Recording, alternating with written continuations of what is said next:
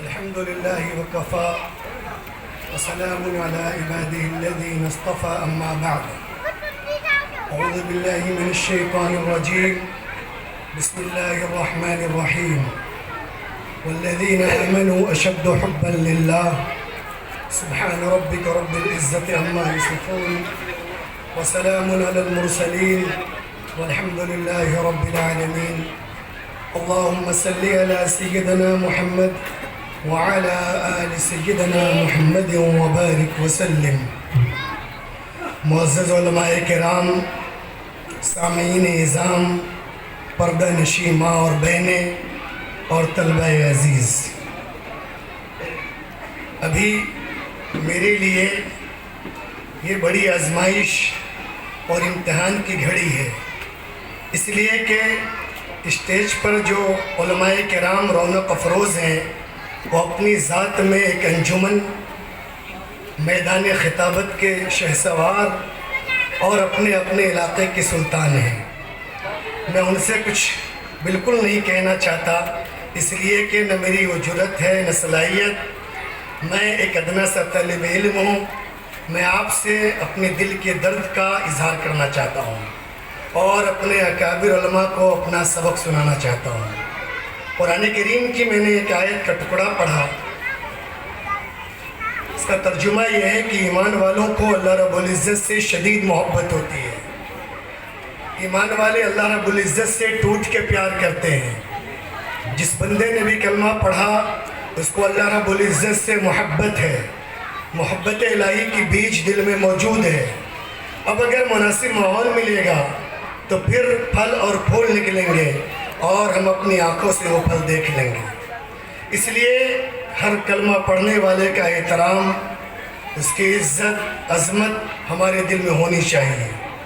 انسان کی آنکھ کا کام دیکھنا، زبان کا کام بولنا، کان کا کام سننا، دماغ کا کام سوچنا اور دل کا کام ہے محبت کرنا. یہ دل کی فطرت ہے، یہ کسی نہ کسی سے ضرور محبت کرے گا.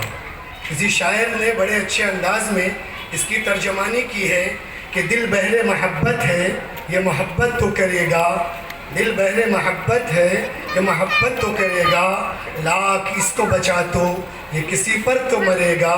پتھر سے ہو خدا سے ہو یا پھر کسی سے ہو، پتھر سے ہو خدا سے ہو یا پھر کسی سے ہو، آتا نہیں ہے چین محبت کیے بغیر. یہ دل کی فطرت ہے. ایک کمرے کے اندر یا تو روشنی ہوگی، اگر روشنی نہیں تو اندھیرا ضرور ہوگا. اسی طرح ایک انسان کے دل میں اللہ رب العزت کی محبت کی روشنی ہوگی، اگر روشنی نہیں تو مخلوق کی محبت کا اندھیرا تو ضرور ہوگا. آقا علیہ السلام نے ارشاد فرمایا کہ بنی آدم کے جسم میں گوشت کا ایک لوتھڑا ہوتا ہے، گوشت کا ایک ٹکڑا ہوتا ہے. جب وہ سنورتا ہے جسم کے سارے اعمال سنور جاتے ہیں، اور جب وہ بگڑتا ہے جسم کے سارے اعمال بگڑ جاتے ہیں. الا وہی القلب، اور وہ ہے دل. اسی دل پر ہمیں اور آپ کو محنت کرنی ہے. قرآن کریم میں اللہ نے جب ارشاد فرمایا یوم لا ينفع مال ولا بنون الا من اتى الله بقلب سلیم.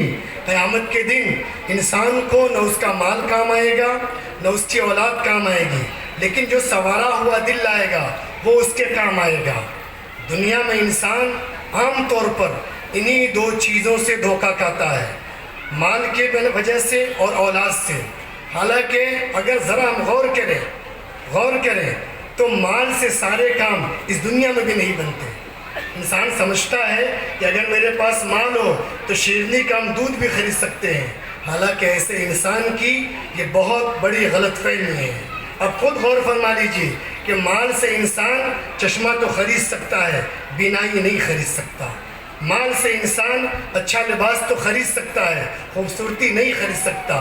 مال سے انسان خضاب تو خرید سکتا ہے، شباب اور جوانی نہیں خرید سکتا. مال سے انسان دوا تو خرید سکتا ہے، صحت نہیں خرید سکتا. مال سے انسان نرم بستر تو خرید سکتا ہے، میٹھی نیند نہیں خرید سکتا. مال سے انسان لوگوں کی خوشامدیں تو خرید سکتا ہے لیکن محبتیں نہیں خرید سکتا. مال سے انسان کتابیں تو خرید سکتا ہے، علم نہیں خرید سکتا۔ پتہ یہ چلا کہ دنیا میں بھی بہت سارے کام مال سے نہیں بنتے، الا من اتى اللہ بقلب سلیم، ہاں جو سنوارا ہوا دل لائے گا، جس کا دل ماں سوا کی محبت سے پاک ہو، ایسا دل ہو جو اللہ کی محبت اس کے دل پر چھایا ہوا ہو، سمایا ہوا ہو۔ شاہ ولی اللہ محدث دہلوی رحمۃ اللہ علیہ دہلی کی جامع مسجد کی ممبر پر کھڑے ہو کر مغلوں سے مخاطب ہو کر فرمایا تھا، او مغل بادشاہوں، تمہارے خزانے کی میں نے بڑی تعریف سنی ہے کہ تمہارے خزانے میں ہیرے اور موتی اور جواہرات بڑے ہوئے ہیں، لیکن ولی اللہ کے سینے میں ایک ایسا دل ہے کہ تمہاری ساری دولت اور سارے خزانے مل کر ولی اللہ کے سینے کی دل جو ہے اس کو خرید نہیں سکتے۔ کیوں؟ اس لیے کہ انہوں نے اپنے دل پر محنت کیا تھا، دل کو بنا لیا تھا، دل پر اللہ چھایا ہوا تھا۔ اور شاہ صاحب آگے لکھتے ہیں ایک دوسرے مقام پر کہ دل پر جو گرد و غبار، گناہوں کی نجاستیں، غلاظتیں، خباثتیں بھر جاتی ہے، اس کے پاک ہونے کے اور کرنے کے دو طریقے ہیں۔ انہوں نے بڑی اچھی مثال دی ہے کہ زمین پر اگر گندگی پڑی ہو، ناپاکی پڑی ہو، تو اس کے پاک ہونے کے دو طریقے ہیں۔ ایک یہ کہ آسمان سے بارش اترے اور اتنی بارش موسلادھار ہو کہ وہ گندگی کو بہا لے جائے، اب جب وہ زمین خشک ہوگی تو پاک کہلائے گی۔